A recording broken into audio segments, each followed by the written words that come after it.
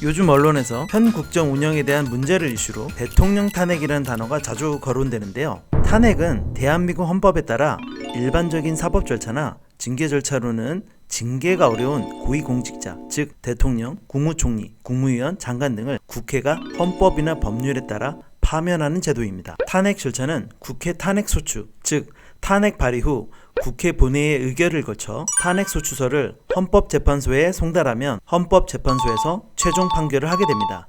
헌법 제65조에 따르면 탄핵의 대상에 따라 규정이 다르게 적용되는데요. 일반 고위공직자 탄핵의 경우 제적인원, 즉 현직 국회의원의 3분의 1이 발의해야 하고 대통령 탄핵의 경우는 2분의 1이 발의해야 합니다. 발의된 의견은 일반 고위공직자의 경우 제적의원 과반수의 찬성이 있어야 하고 대통령의 경우는 국회의원 제적의 3분의 2 이상의 찬성이 있어야 합니다. 국회 본회의의 의결이 통과되면 헌법재판소에 탄핵소추 의결서를 전달하는데 이후 헌법재판소에서 180 이내에 판결 선고를 내려야 하고 헌법 제113조에 따라 헌법재판관 9명 중 6인 이상의 찬성이 있어야 탄핵이 결정됩니다. 대한민국의 근현대 정치사에서 대통령 탄핵은 총 3건이 있었습니다. 1925년 대한민국 임시정부 시절 이승만 대통령이 의정원, 즉 대한민국 임시정부 의회에서 탄핵 의결로 대통령직에서 면직됐고 2004년 고 노무현 대통령이 공직선거 위반 사유 등으로 탄핵소추안이 국회 의결이 가결됐으나 헌법재판소에서 기각하여 대통령직에 복귀하였습니다. 마지막으로 2017년 박근혜 대통령이 국회 탄핵소추안 가결 후 헌법재판소에서 대통령직 파면 사례가 있습니다. 만약 현재 기준으로 대통령 탄핵이 진행된다면 더불어민주당 의석수가 169명으로 전체 국회의원 제적 인원의 57% 이상이기 때문에 탄핵소추 발의까지는 가능할 것으로 보입니다. 다만 그 이후에 탄핵소추 발의가 되더라도 제적 인원의 3분의 2 이상, 즉 200명 이상이 탄핵 찬성을 해야 하는데 더불어민주당 의원 전원이 찬성하더라도 31명이 부족하게 됩니다.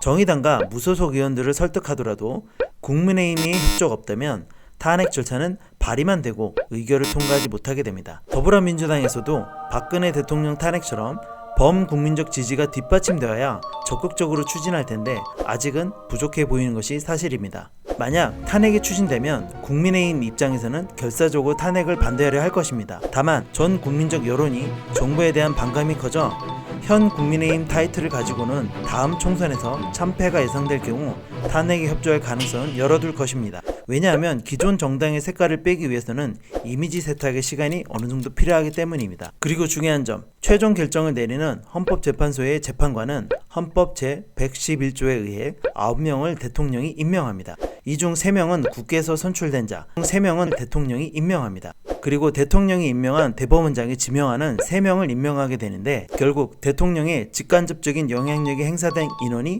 6명이 됩니다. 이는 다른 말로 2024년 총선에서 범진보 세력이 압승하여 탄핵소추 가결을 이끌어낼 200명 이상이 당선되더라도 최종 결정을 내리는 헌법재판관이 2024년까지 현 정권에서 임명한 인원으로 전원 교체되기 때문에 실제 탄핵의 결과는 장담할 수 없다는 걸 의미합니다. 결국 탄핵 추진을 위해서는 조기에 형성된 국민적 공감대만큼이나 추진 시점도 중요한 요소가 될 것으로 보입니다. 결론, 대한민국의 주권은 국민에게 있고 모든 권력은 국민으로부터 나온다.